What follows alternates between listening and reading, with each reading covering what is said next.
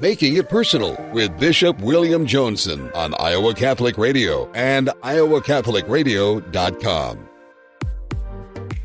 Welcome to Making It Personal with Bishop Joensen. I'm Kelly Mesher-Collins with the Diocese of Des Moines. On today's show, we're visiting with Father David Fleming, pastor of St. Pius X Parish in Urbandale and also the diocesan exorcist.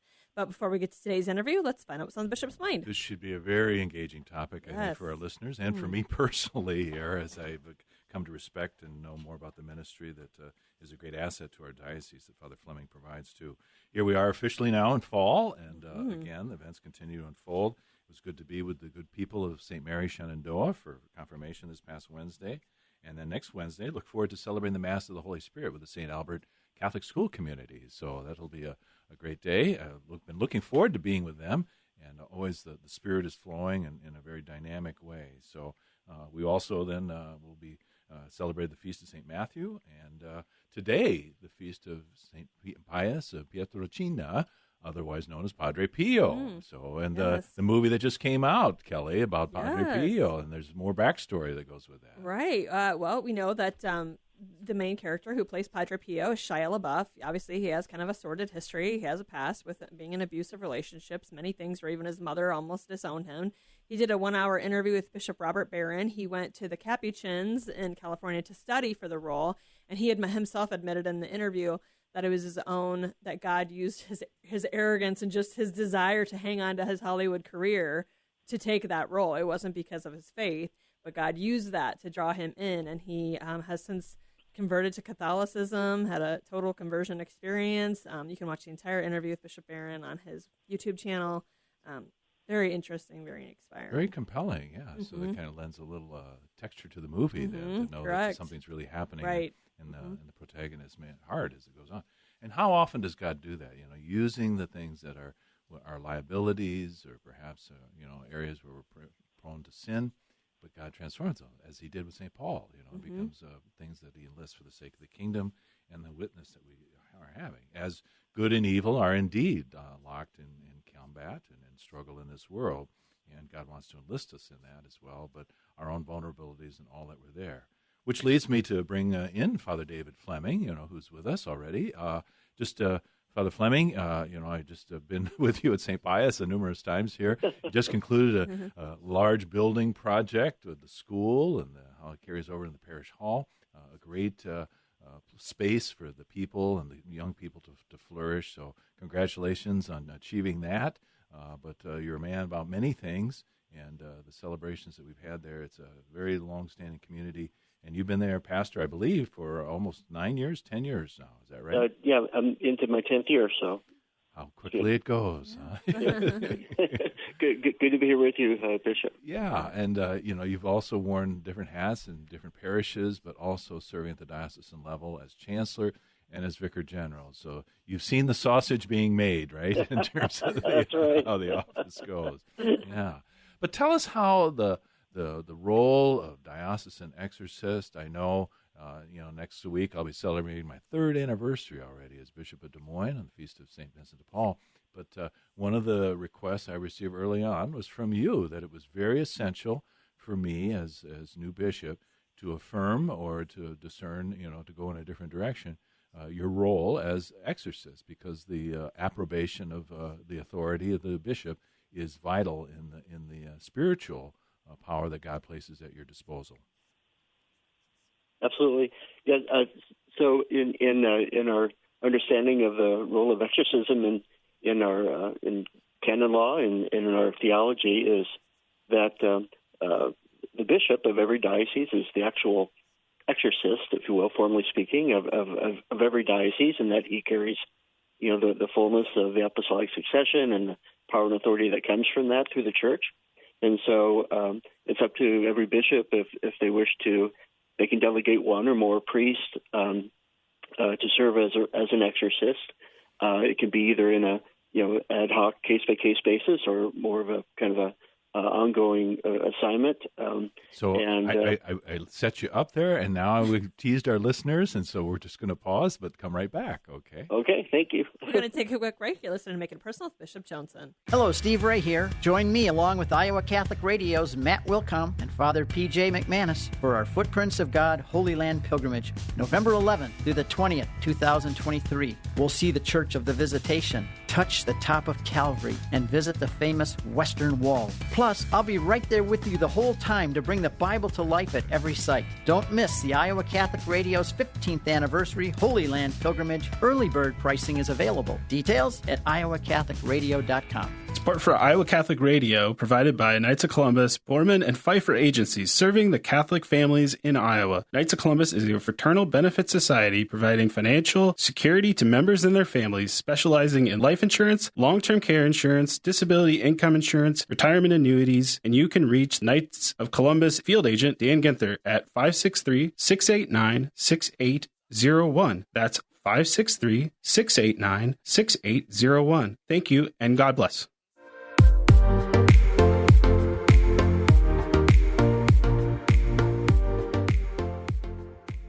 Welcome back to Making It Personal with Bishop Joensen. We are back with Father David Fleming, pastor of St. Pius X Parish in Urbandale and exorcist for the Diocese of Des Moines. So, Father Fleming, you were reflecting how, in a way, that the bishop can designate those who would participate in his ministry as exorcists, and that's a ministry that I am most appreciative that you become the point person in this regard. So, just again, how did that evolve for you to be in this role? Yeah, I would say it was kind of a combination of obviously, ultimately, God's movement in my life. Not to get too prolonged in my story, but even as a young person, we do call it making it personal. So we love to hear the story. There you go. Even as a young boy, I think I always had a certain spiritual kind of sensitivity or awareness of both kind of God's kind of goodness and grace in the world, as well as kind of the reality of evil, kind of in a, again, I don't want to overstate this, but kind of in a more in the supernatural or kind of mystical, spiritual sense of things, I suppose. Or not, just kind of not the humdrum evil of sibling rivalry or fighting or anything right. like that. I guess I just kind of had a sensitivity or openness or whatever to those dynamics in the world.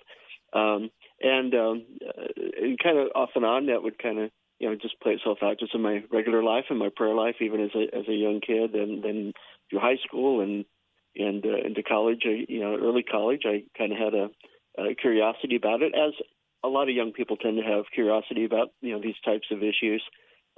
Mine actually tended to more toward kind of more than kind of the kind of just the excitement, visceral excitement sometimes young people have about these kinds of topics. I was kind of looking at it, again, from more of a spiritual or even academic kind of perspective, just kind of curious in that way.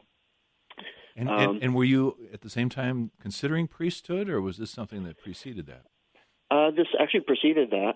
Then as time moved forward, I actually became a seminarian for the diocese as a junior in college. Went to St. Ambrose Seminary in Davenport. Sorry, Bishop. The wolf will lie down with the lamb. It's all right. Go bees. Go anyway, bees, yeah. So the last 2 years there, and then eventually went on to Rome. Bishop Dingman at the time was one who assigned me to go to Rome. Anyway, so then in my studies there, it came across the topic, off and on. Then it was really more, so that was kind of, I'll say, the movement of the Holy Spirit kind of at work, perhaps, behind the scenes. And then as 2 years after I was ordained, I became a vocation director for the diocese. So oftentimes at the chancery at that time, I might be the only priest in the office building. And as these things happen, we'd have people calling the diocese, with questions or feeling some affliction happening in their life. So they tended just to refer the questions to me since I was the only priest. And not that I had any formal training at that point or anything, but I guess because of my own, at least, openness to those things, and I had done some minor study in it, I kind of became, the go-to person at the chancery. I guess over time that just kind of by happenstance, it kind of evolved. And I was, of course, at the time, I was even, letting the bishops know, that they were aware of that. There's no formal appointments or anything like that at this point. And then, was there an existing diocesan exorcist? No, there really wasn't. Okay. And as it happened, I think, especially in that period of time, after the Second Vatican Council, up to more contemporary times, not every diocese really had an active awareness or ministry about the need for the role of exorcist. I think there are even, in my opinion, regretfully, sometimes even priests or bishops or things in seminaries that were taught that kind of really downplayed that as a possibility. So I think it was just kind of the milieu that we were in at the time, and even called into question the existence of personified evil. That the person absolutely, was Satan. Yeah. That was kind of a motif, but that Satan didn't really exist. Even the church has always consistently taught, of course, that there's a personification of evil called Satan and fallen angels. It's always been a consistent teaching of the church. Yeah. So nonetheless, there was no formal position, and again, just as time evolved, I tended to not only, even the brother priests, I think, around the diocese caught wind that I at least had some understanding of these things. So I would get calls from the fellow priests, and again, by way of the chancery, I'd get phone calls, etc. So moving it forward quite a bit, it was under Bishop Pates that I realized that it would probably be helpful to me and to the service of the diocese to have more formal training, and it just so happened that coincided at that time with the beginning of a group called Pope Leo XIII Institute, which was developed in the United States to provide a more comprehensive systematic training and formation for exorcists. And it was with the approbation of the U.S. bishops, so they were aware of it. I think we had Bishop Bob Gruss, former Iowan. Davenport, now in Saginaw as bishop. That's right. He was our moderator for Pope Leo XIII Institute. And anyway, so I ended up being in the first cohort of that, and it was over 2 years. It was a significant training and formation in specific roles of rite of exorcism and the role of deliverance ministry in the church. And as part of all that, then I was officially named by Bishop Pates, officially mandated, given the mandatum to serve in that capacity, kind of on an ongoing basis. And that's just usually we do, just that would happen periodically. But again, always the role is always by way of the authority of the bishop. I can never, and no one can operate outside that authority of the bishop when it comes to doing the formal rite of exorcism. So Father David, you mentioned that you realized that you would profit and that your ministry would be more robust, I guess, if you had that formal training. Was it that you found yourself in situations like, whoa, I'm in over my head here, or, that... Yeah, it was a little bit of that, and also that, I could benefit from more knowledge and formation and training, but also recognizing, and through my study as well, prior to the formal study, that, the authority of the church is, the authority of Christ through the church is a preeminent factor in dealing with cases of demonic activity and oppression and even possession. And while I was operating in good faith and I was an ordained priest, and which carries a certain kind of, we say, carry kind of the divine positive law through ordination. And the former, 7 orders leading to priesthood, right? That exorcism was one of those orders, right? Correct. So I recognize, even in terms of, to combat the evil one, to have the, legitimate, explicit authority of the church through the bishop was really going to be essential. And that was the only reason why I wasn't necessarily looking for a job. but I recognize if I was going to be, invited into looking into these things, that would be most helpful. And again, and at the time, I believe, like even in the state of Iowa, there was a priest in Davenport at the time, have a memory, Father Monsignor Marr, being kind of well known around the state. I don't know if you knew of him. No, very much for his involvement in social justice and all things. Absolutely, but he also carried the role of more official capacity of diocesan exorcist. And at the time, I think in the state of Iowa, that was really the only priest that was at least known. And as it happens to the role and appointment of exorcist, again, there's nothing canonical either way about whether you make that a more public kind of position or if it's kept more quiet. There's some dioceses that even some priests don't even know who the exorcist is. So, as it was in my situation, Bishop Pates thought it'd be good to kind of announce it, just for the sake of bringing the ministry to light. Which there's merit to that. The downside is my name is now forever out there in the internet verse, and so I periodically, especially early on, I was getting calls from all over the country. Right. And even today, people will, you can Google priest, exorcist or something, and my name tends to pop up as those algorithms keep working on. So I mean, evil is said in many ways, and there's there's the evil that is of a supernatural order. There's the evil that humans introduce, and the woundedness and the brokenness that thwarts our capacity to receive and love others. You say kind of a marked man, I mean, on the one hand, that people would reach out to you in their own neediness, their own, the phenomenon that they're encountering, but also a marked man in terms of, the evil one's got a beat on you now, right? I mean, that's right. And so you're subject to purifications and buffeting by virtue of that office. So you've consented to suffer in a profound way as well. Well, and it does happen other times. I'll be, I can undergo different kind of spiritual attacks or, ways to try to dissuade me. And oftentimes I notice it's sometimes right before I engage with somebody that I can find myself having, certain, again, it can manifest in kind of off-the-wall kind of temptations or anxieties, or I've had a couple times with some physical manifestations.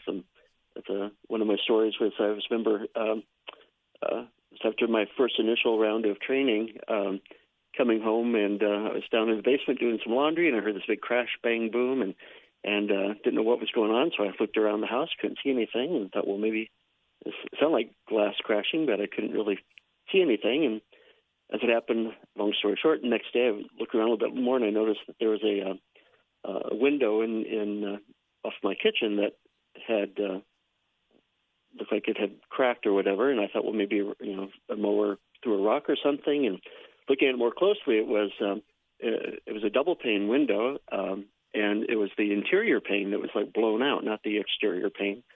And I thought, well, that's even more unusual. Bizarre, yeah. So I even asked the window repairman. I said, "Have you ever seen anything like this?" And he said, "No, never in my 30 years of doing this." And then I also found out there was a window upstairs directly above it that had the same thing happen. So whether that was supernatural, I claim neither way, but I took it as perhaps it was someone just trying to put me off center, which is how the evil one wants to try to manipulate us that way. So, and as you alluded to, all your life, in a kind of precocious way, you were aware of this dimension of reality, and not with the morbid fascination, that maybe some young people can get into right. Deep waters and troublesome places. Yeah. We think of Ouija boards or other things there. Maybe that could be a piece of practical counsel. We have other things we can talk about here, but as parents and others are listening here, what would be your caution or counsel in that regard to kind of putting oneself in that uncharted territory where, then one becomes ever more vulnerable? I would say, in terms of just people dabbling in those things? Yes, or? Yes. Well, I become more and more... with the occult and everything, yeah. Yeah, I've become more and more, convicted that we should, just it may be obvious, but we need just to stay away from those things. While it can, again, there'd be kind of a prurient fascination with those things. It's, oftentimes people don't realize that they can become channels, or at least progressive channels of openness to the evil one, especially if you're exploring those more overt kind of occult activities. And again, a lot of times it's been so kind of normalized or popularized. I know over the years there's been all kinds of shows about ghost hunters and people interacting with spirits and all those things, and the church is very clear that we're not to, even in the catechism, we're not to engage in those type of occult activities or even pursuing those, whether it's seeking mediums or psychics or Ouija boards or any kind of thing like that, because they can become channels or openings for those things to happen. And it's not like every time someone might, as a child or as a teenager, play with the Ouija board, they're going to become possessed. That's probably not going to happen that dramatically, but it's kind of still creating an environment where that can happen. So I think it's important for us to be conscious of always staying in a life of grace, and that's kind of what I say on the positive side, rather not just what to avoid, but to what to grow in. And it's the basic things we always say in the church and even amongst exorcists is regular confession, celebrate the sacraments. Those are our strongest defenses against evil, and to keep nurturing our prayerful relationship with God and practicing the virtues. It may sound kind of pretty straightforward and simple, but that's our best way of keeping free from those things. Yeah, and we would be wary of more exotic counsel in this regard. That they're right. Basically, God's given us the means. Because we don't want to fall into kind of superstitious things, even if you will, on the positive side. Even it's important to always trust in God's grace and goodness. Probably the greatest manifestation of evil, how the evil one influences people, is through different aspects of fear, and where sometimes even if what they're experiencing may be a supernatural demonic origin, oftentimes they start to kind of go down a rabbit hole with that, and they become kind of... Why don't we pause there, Father? Sure. And I notice Snoopy, your dog, is weighing in there in the background. But we'll come back and talk about that discernment on that regard. Okay, thank you. We're going to take a quick break. Support for Iowa Catholic Radio provided by the Sarah Vocations Ministry, including the St. Sarah Club of Des Moines and the Sarah Club of Council Bluffs. Sarah is an apostolate of the Worldwide Catholic Church dedicated to fostering and supporting priesthood and religious vocations. Sarahans strive to accomplish their mission through prayer, fellowship, and service to the bishop, priests, sisters, and all in religious formation, and in doing so to increase their own holiness. Learn more at joinsarah.org, joinserra.org. Thank you, Sarahans, for your support of Iowa Catholic Radio. Support for Iowa Catholic Radio provided by the Society of St. Vincent de Paul. Established in Des Moines in 1924, St. Vincent de Paul assists those living in poverty to become self-sufficient by helping to remove roadblocks on their journey out of poverty. St. Vincent de Paul helps with food, clothing, and shelter, while also offering classes in financial literacy, high school completion, career readiness, and prisoner reentry. Shop, donate, volunteer, serve. The Society of St. Vincent de Paul, svdpdsm.org. Welcome back to Making It Personal with Bishop Joensen. We are back with Father David Fleming, of St. Pius X Parish in Urbandale, and diocesan exorcist. So, humans are complex beings, and the layers here of the interpenetration of the psychological and perhaps the supernatural. How is being an exorcist also to be the chief discerner in these instances?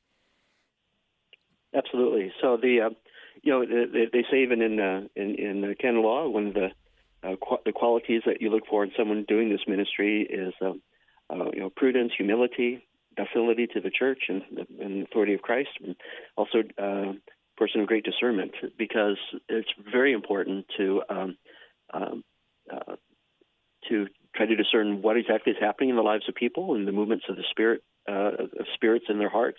Part of that discernment, obviously, is looking at what's happening spiritually. If it's just internal spiritual struggles, is there something of a more supernatural or demonic force at work? Could there be psychological issues happening? And that's why we tend to be very circumspect and discerning and prudent in approaching the situations. Oftentimes people are, they're trying to make sense of their life situation and what they're feeling or experiencing, and they tend to oftentimes want to jump to, it's the devil. And certainly the devil's real and does, is always at work in our lives, or attempting to work in our lives. But again, we have to be really cautious about how we approach these things, because to do something in terms of helping someone who's afflicted or struggling, if we will misdiagnose it, it can actually cause more harm. So we want to be very careful. So I think, as we try to, and in my training, we do certainly make no claims to being a trained psychologist or mental health expert in any way, but we do learn some basic premises through, medical and psychological studies about how to give some assessment in these things. Primarily, we're always looking at what is of a supernatural origin, and to only kind of go that route. Oftentimes, it's there's a lot of factors we can discern and look for, but it's always trying to determine what's of natural or supernatural origin is a big part of what we do. What would be some fingerprints that would lead you to conclude it is supernatural and that an exorcism? Yes, right. So some of the classic traditional elements that are talked about in the ritual are knowledge of things that normally a person would not be aware of. It may be of future events. It could be knowledge of or ability to speak another language that they would not know. It could be an aversion to things that are sacred or holy or blessed, so sacred items, holy water, crucifixes, the Blessed Sacrament, etc. You look for also to try to get a sense of, and this is probably more, in some ways, this assessment is more of as much of an art as it is a kind of a pragmatic assessment, but always trying to determine the nature of the thoughts or afflictions, if they make sense in terms of our theology. So someone may be talking about, even if they believe it's of a demonic origin, and what they describe, though, is something that really doesn't fit our theology. For example, because the nature of what we've got about 30 seconds, Father, unfortunately. Okay, so, yeah. The nature of demonic is that they can't read our minds. So if someone believes that the evil one's reading their mind, that's probably not true. It may be their perception. But, so we look at all those things. Wow. And so again, with just a few seconds left, who's going to be in the room if you do conduct a formal exorcism? So in a formal exorcism, the person should never be exorcist never alone. They should always have at least one assistant with them, and ideally you'd like to have even maybe a small team of people who are praying along with the afflicted. The exorcist is the only one who ever addresses the person who's afflicted. We also like to have support people, perhaps family or people who are close to the afflicted that are willing to be there and as emotional and sometimes physical support. Unfortunately, I think we'll have to look for another opportunity to have the conversation, but I'm not trying to leave our listeners hanging, but grateful for the ministry that you offer and for exposing it for us today. Great interview, Father. Thank you so much. This has been another edition of Making It Personal with Bishop Joensen. You can hear Making It Personal with Bishop William Joensen every week on Iowa Catholic Radio and iowacatholicradio.com. Support for Iowa Catholic Radio and Making It Personal is provided by Sarah Vocations Ministry. Learn more at joinserra.org.